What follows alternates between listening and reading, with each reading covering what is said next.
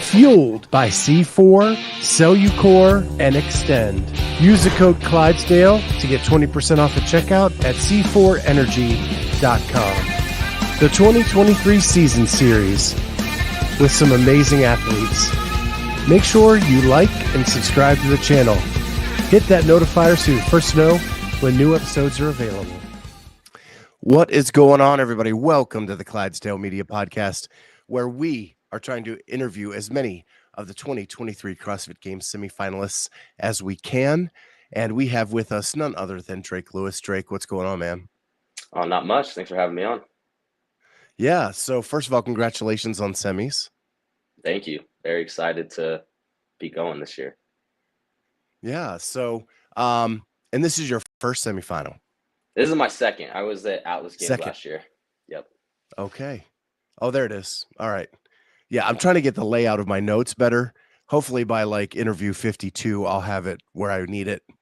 Yeah, there you go. Working out. But yeah, 17th at Atlas Games last year. Yep, that's right. Yeah, nice. So let's start with where your athletic background started from. And I know that you played some college baseball. Yeah. So was baseball your thing growing up? Baseball and football were kind of the primary ones that we spent most of the time on. I had an older brother.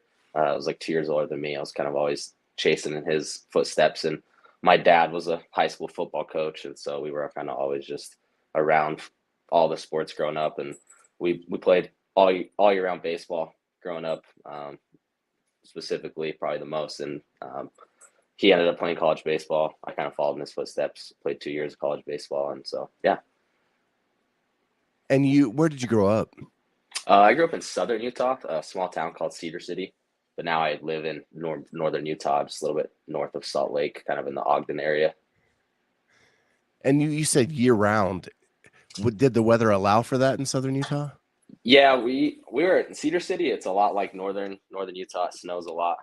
So definitely in the winter, we would travel down to the most southern part of Utah, which is St. George, which is very desert-like. If you've ever been there, it's like Arizona. So it's always you're able to play all year round. And what position did you play? I was a catcher for my whole entire career, from like 10 years old all the way through college. All right. When you made the throw to second, was it from the knees or did you stand up? Once I progressed and got some stronger arm strength as I got older, I would throw it from the knees sometimes, but not the majority of the time. Okay. So how did your knees hold up from being a catcher all those years? Pretty good, actually. I get asked that question a lot. Surprisingly, my knees are fine. I think I dealt with, if anything, a lot of like hip impingements and just like really stiff hip pain. That was mostly just like negligence because I never stretched or did like any type of mobility or anything as I was playing baseball because I just didn't know about it and never did anything. So yeah, one thing is for sure, I'm betting when you first started CrossFit, you could squat below parallel. Yes, that bottom of the squat position was very comfortable for me. It's pretty much where I spent most of my time. Right. So when I was a catcher for periods of my career playing baseball, what I found is I hit worse when I was a catcher than when I played any other position. Yeah. And I think there's just a fatigues on my leg. Oh, yeah. There's nothing like playing double headers on a Saturday in 110-degree weather and having all the gear strapped on you all day long. And that's a much different position than anywhere else on the field. Yeah. It definitely took it out of me. And it was not my favorite position. So kudos to anybody who enjoyed that position. If I had to change it, I would go back and switch to any other position than catcher. So I regret it, especially as I got older, but it was what it was. Yeah. So you played football too. What position in football? Yeah, I played played defense and offense, small school. You played both ways, just kind of how it was. I was like a slot receiver on offense, and then on defense, I played kind of like a strong safety / linebacker position. Okay. Yeah. Those high school sports, you kind of do multitasking and move the personnel around where you need them in that moment. Yep. Kind of just got to play wherever they need you. Yeah. So how did you find CrossFit? It's actually my mom started out in the OG days of CrossFit, clear back probably in 2010, 11 maybe. I know that there was a box in our town that opened up. She's just always kind of been into fitness. She taught like cycling classes, did all types of the high fitness, whatever Zumba type things that she would teach at just random global gyms. And so she's always been into fitness. And I remember her starting it when I was just a little kid. And just I would go there sometimes and just see her do it, but I never really got involved in it. So I always knew what CrossFit was. And then just once I finished up my athletic career with baseball and things through college, it was just kind of like something that was going to happen regardless. Like it was just waiting for me to start into getting that competitive landscape. So I always knew what it was. I just kind of never got involved with it. I always trained for sports. I was always in the gym. And then once I finished my baseball career, I needed something else to compete in and be a part of and train hard in. So just like CrossFit, the door for CrossFit was kind of wide open. And that's just what I started immediately after my sports career. Well, one thing's for sure is Utah is almost one of the hotbeds of CrossFit. A lot of the OGs came from Utah, Spieler, Yep. Miranda, all of those people, the Buttery Bros. Yep. So did you see any of those people while growing up? So I didn't know it at the time, but as I grew up as a kid playing youth sports, at the college in Cedar City, Southern Utah, the strength and conditioning coach, forgive me, I can't remember the names. The last name was Benyon, but his wife, I can't remember her name, but she was on one of the teams with Tommy Hackenbrook and all those guys when they won the games back in like 12 and 13.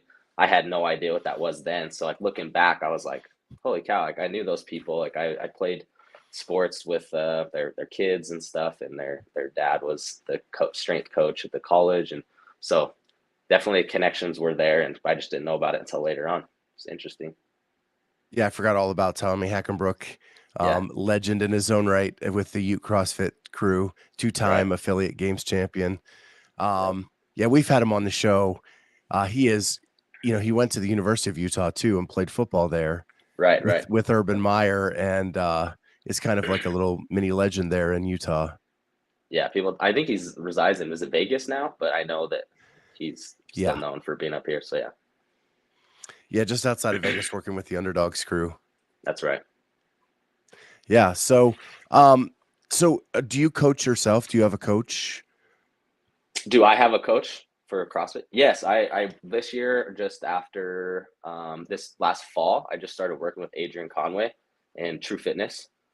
Turns out he lives 10 minutes away from me. So I knew he lived in northern Utah. I figured that he lived in the Salt Lake area, and I knew Adrian. He would drop into Wasatch all the time because obviously that's where they won the games at.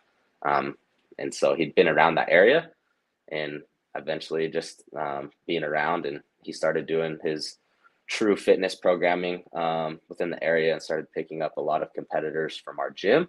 And it was just something that made sense to finally get a one-on-one coach. And the fact that he lives 10 minutes away from me in the same area, it was a no-brainer to jump on his programming and have him as a coach in my corner.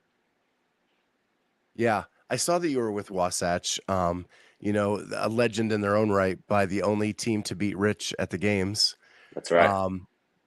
So do you get to spend a lot of time with Adrian? Is there a lot of one-on-one time, or is it more just like he sends you programming and you just kind of reach out to him when need be?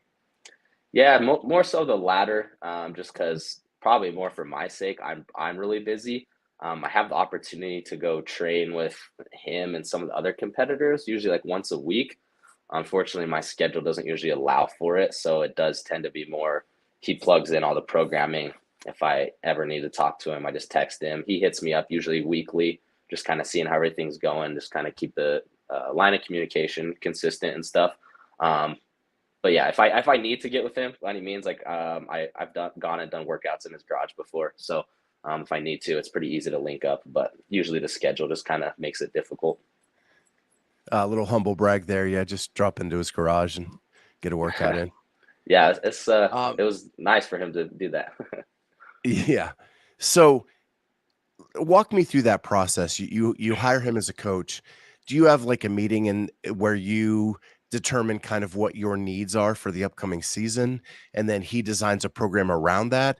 Is it more of a template program where then you look at it and go, ooh, I need a little more of this, a little less of that? Yeah, so really kind of how it happened was taking it back to 2021.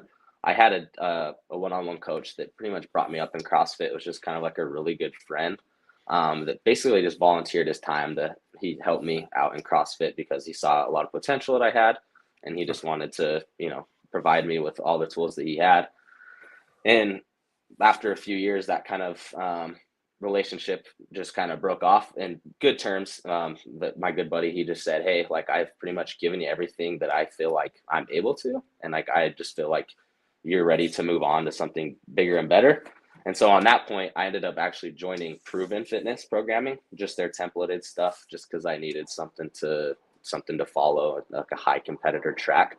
And so I actually did Proven competitor programming all the way up until the 2022 semifinals. And I love that. I did it for almost a year. Helped me make a lot of gains. My fitness did really good. But since Adrian was kind of local in that area, he saw how I did Atlas Games. He was actually commentating out there. He obviously has lots of connections with people around my gym, the coaches at my gym, and he would drop in and stuff for some competitive type trainings and just clinics and things we do. And just having conversations with him, he kind of just offered like his services to me and was interested in wanting to coach me. He just thought that he had some value to provide to me, and telling me that there's things that I could work on, things that he sees that he feels that he could add to my competitive game, and just helping me out with mindset type things. And from there, it just made sense. All the things that he said that we would work on together, and the ways that he would help me evolve and adapt as a better athlete, especially because he's been there before, right? He's won the games as a team. So I knew that he had a lot of experience to offer, and just the fact that he wanted to work with me, and he personally told me that he was willing to, want me as an athlete. That made a lot of sense for me, and so I just went from there. Well, something must be working because in 21, you were 454th Mm-hmm. in North America for the quarterfinals. In 2022, you're 122nd. Yep, And then this year, you were 19th in North America West. that's right. Massive improvements over the last 3 years. Where do you think you've gotten the most improvement? I would say, I mean, the first haul of my CrossFit career, especially the first like 3 years, I kind of it was made clear that strength was the hardest thing to obtain, at least that takes the most amount of time. So from when I first started CrossFit, I kind of knew in the back of my head, like, hey, if I ever want to compete at this high level of stage, like I cannot do it unless I have the strength to be there. And it's very clear that it takes a substantial amount of time to gain and build that strength. So that was kind of really the hammer of focus the very first 3 years of my CrossFit career. So all the way up until 2022 semifinals, I was constantly just focusing on strength. And then being at 2022 semifinals, I took second in the lifting event of the complex. And that was kind of like the deal breaker there for me, where it was finally like, okay, like I have the strength to hang with the best, and it's where that needs to be. So from there on out for this year, it's kind of been like, okay, I can kind of delegate that and start focusing on other areas of my fitness and just building more capacity and just all around, just aerobic skills, and just being all around more fit, really. Yeah. So what does the next month and a half look like for you as you get ready for Pasadena? Lots and lots of volume and intensity. Every day it's probably ramped up another good hour to 2 hours of training every day, as long as my schedule allows. Just really hammering, obviously just very classic style CrossFit events, and lots of events with like higher skills, heavier weights and things that you typically see at semifinals, right? We've been kind of repeating some old regional workouts. I even retested a workout that I did last year at Atlas Games, and just really trying to get the body as primed as possible to take on as much volume as you can over that 3-day period on the semifinal weekend. So this next 5 weeks, it's like hammer it down as hard as you can. And then a week and a half out is kind of when you start that taper, start ideally kind of lowering off the gas, allowing the body to get as fresh and primed as possible before I head out to Pasadena. So what's the goal for Pasadena? The goal is to make it to the games. I mean, I wouldn't be competing and trying to excel in this sport if I wasn't trying to make it to the games. After seeing myself last year being able to make it to semifinals and taking basically the top half of the field, I know that as far as I've improved every single year, as far as I come, I don't see that it's out of the question. And I think I can make a big splash. I feel as I'm a nobody in the sport right now, and I like it that way. I want to be the underdog, and I want to come out and surprise people with my abilities that I have and be able to kind of show off what I've been working on for not only this past year, but for all the years prior that I've started CrossFit. And I'm going to go for it all, obviously. If the goal is not the games, then there would be no point in me even trying to compete. So, growing up with team sports, baseball, football, how much more do you think you thrive in a live competition atmosphere? So much more. It's a funny conversation that I have with a lot of people all the time. And you can see it when you look at the stat sheets. Like if you look at my performances on online qualifiers or any type of whatever, it's just like, oh, it's okay. But then every time when I show up in person or on the competition field, I do like exponentially better, right? So I was a backfill to semifinals last year by 2 spots. And then I show up and I'm able to take 16th out of 30 guys. So it's like no one would expect me to do that if I'm just a backfill. And then it's like this winter, I did the Wadapalooza online qualifiers. Once again, I was a backfill into the RX division, and I podiumed 2nd place. So it's like once it comes game time and I'm in person, I have much higher levels of confidence and be able to show up on game day and being able to have the momentum and adrenaline of being on the competition floor than I would in any other setting. So that's what excites me going into semifinals this year. Is I took 19th in the region, and it's like I know that I'm only so much better in person. So it's like I have lots of hopes and confidence going into the semifinal, knowing that I can be better than I was even in quarterfinals. Yeah, there's some fundamental flaws with an online competition, right? Those of us who grew up in sports, you get one shot. Like when you go into the batter's box, you get your 3 strikes to hit the ball, right? And if you don't, it's over. Yep. With these online competitions, well, it didn't go so well. I'm going to do a redo, and then I'm going to do another redo, and now I figured it out. So now I'm going to do, a 4th redo, whatever. Yep. And then you can manipulate that leaderboard through that process. And people get comfortable in their own gyms using their own equipment. I make the joke that people are like, well, they have their special barbell that they always use. They have their special pull-up bar. They have their special wall space. They make their areas as pristine and as precise as they can for their transitions and their own little setup, and just they feel comfortable in their own gym and their own capacity. But when it comes to doing it at 3, 2, 1, go, and you don't have the opportunity to say, oh, wait, like I'm going to wait another 10 minutes, stretch out a little more. It's like you don't get that opportunity. So it's about making yourself not train in the most comfortable areas possible, because you're not going to be able to do that game day. And our friend Corey Leonard says, he quotes some Eminem here: one shot, one opportunity to get everything you ever wanted. And I think there are people that thrive in that one shot mentality, right? And it seems to me like you're that guy. Yeah, I fully feel that way. I just feel like on the competition floor when it's 3, 2, 1, go, like it's just straight tunnel vision. You don't even think about any type of like exterior like pain or noise or anything else going on around you, and it really feel like you're just kind of almost numb and just blurry vision for however long the event is until it's over, and then everything else comes back into reality. So it's just a whole different ball game, and I feel like I was just like rise to the expectation of what the competition expects out of you and always just perform at your best.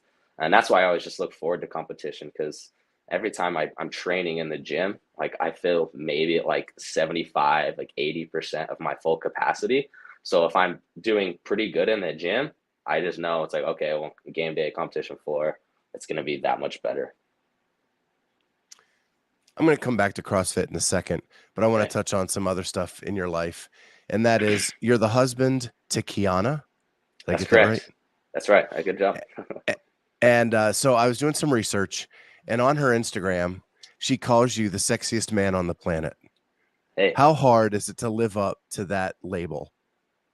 it's pretty tough. I think she might be fronting a little bit to try to make up for any lower qualities that I do have, but it's a lot of pressure. Trust me. Yeah, she also brags about you a lot. You just graduated from college not that long ago with a Yep. 3.9 GPA, posted that up for the world to see. She is very, very proud of you. And it's probably because you gave her a kid, right? Case. That's probably the best thing I've ever done for her. She's pretty happy about that. So what's it like being a dad?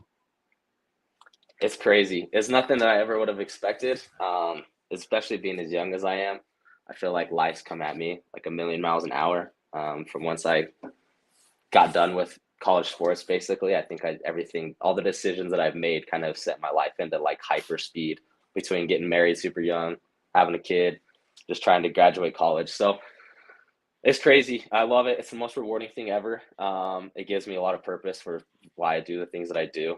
It's just more added motivation for wanting to be successful and just wanting to stand up for the values and things that I do. And it just makes life makes more sense to me by why I'm doing things that I'm doing. It gives me just such much higher purpose, and I love him to death. And it's so fun being his dad. Are you still surprised at how fast they grow? It's criminal how fast they grow. I mean, he's already over a year, 15 months is how old he is, and he just gets bigger and bigger every day. I can't even believe it. So on your LinkedIn page, it has you listed as athletic development for a tennis academy. Are you still doing that?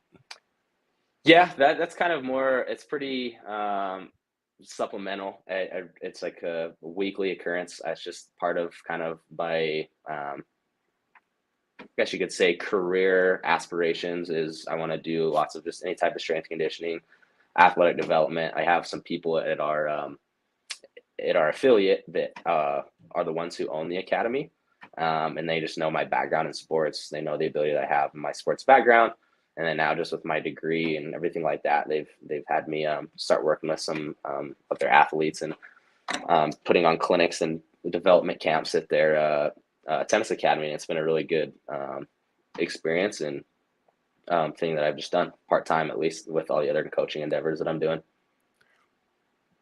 So when you do something like that, you're not teaching tennis, right? You're teaching all the other stuff around it to make them a better tennis player in the end. Right. I know zero about tennis. Like, don't ask. I've never played tennis, maybe once in PE in high school. So I don't do anything with a racket or anything with that, but I'm just working. I mean, these kids are young, anywhere from like 8 to 14 years old. So really, we're just working very basic, fundamental, like athletic development qualities, just building base strength, good coordination, good stability, just trying to make them better all around athletes. It doesn't have to be that sport specific when they're this young, and especially because most of them play several different sports. We're really just trying to expose them to adapt to being able to play sports at any level possible, right? So you said that that's kind of your part-time gig, and you have some other coaching endeavors. What is your main primary gig? Yeah, I coach up at our affiliate at Wasatch CrossFit. I've been a coach there for almost 2 years now. So I coach the majority of my classes there, and then I work remotely with some people, just online programming for some training as well as some nutrition things. I work up at the gym as well. Do you ever see yourself maybe coaching an elite athlete in the future? Yeah, I mean, I don't know if I would necessarily try to advertise or try to pick that up, but I think if anybody, wanted to reach out to me for the experience and value they feel like I could provide to them and wanted me to, I wouldn't be opposed to it. And just depending on where my athletic career takes me and the accolades I can achieve in that, that'll kind of, I think, iterate my ability to pick up and have those type of people looking for my help, basically. Yeah, I'm not trying to retire you early. No. After the career's done, in 15 years or so, when you're looking for that next gig. So you're going to Pasadena. Who gets the coach's badge? Adrian will be there. He will have, what's cool though is he will have 2 other female athletes that are going to be there. And then he also has a team that's going to be there. So he's definitely going to have a full schedule of coaching and being there. So I don't know. I think he only needs 1 coach's pass to be back there. So maybe I'll give my wife the coach's pass just so she can maybe have some free access. But Adrian will definitely be there in my corner, helping me out with whatever I need, game strategy, mindset, things like that. So it'll be good to have him there. So a lot of times when people have that scenario where, they're with a training camp or whatever, and they get to give their coach's pass to one person, it varies on who they give it to, depending on what their need is in the back. Are you a person who's kind of head down and in your own head thinking about what's going to happen on the floor? Or do you need to be loose and like chatty and talking about other things to keep your mind off of what's on the floor? I would say I'd lean more towards loose. I don't like to get too analytical about like what I'm doing out on the floor. I kind of like to just like trust my instinct and how I'm going to perform and just let myself do it. I know as I've gotten more competitive in the sport, it's become more necessary to definitely game things out and have more of a strategy. And I've gotten better at that. But my natural tendency is just to kind of be loose, allow myself to just rely on all the work that I've put into training and just see how it plays out. Because, that's just all it's going to be at the end of the day. It's either you're ready and prepared for what you're about to do on the floor or you're not. There's just not so much you can do about it when it's time to go. You just got to rely on what you've already been working with. Is your wife someone who can promote that looseness? Yeah, I think she tries to just let me just do my own thing. I guess I do, like, before game time goes, I kind of do not get in my own head, but I just get that tunnel vision where I don't have any idea what's going on around me. So I think she kind of just is around if I need anything, like getting me like a drink or any type of assistance that I need. She'll help me out. Like when I'm thinking of at least qualifier situations, she's like helping me set up the camera or, just kind of adjusting space issues, making sure no one's, getting in front of the camera and things like that. But she kind of just will be around, do whatever I need her to do. It's funny because I've talked to athletes who are like, no, my wife's a wreck during these things, and she's the last person I need near me in the back when it's going on. We just let her go to the stands, and I bring back like my best friend who is going to tell me jokes and stuff like that. So I always like to get that input from the athlete. I love to see that dynamic. Yeah, she's very low. She's like the most low stress person. She's kind of quite opposite of me. I'm a little more extroverted and talkative and things like that, but she's pretty reserved and just kind of just go with the flow of things. So whatever need be, she's kind of just does whatever. So. Well, Drake, this has been awesome, man, getting to know you a little bit better. I want to wish you good luck in Pasadena. We'll be out there. So hopefully we'll get to meet you in person. Yeah. With that, thanks a bunch for jumping on, man. Yeah. Appreciate you having me on. It's good talk. Yeah. And for the audience, thank you for jumping in. We'll see everybody next time on the Clydesdale Media Podcast.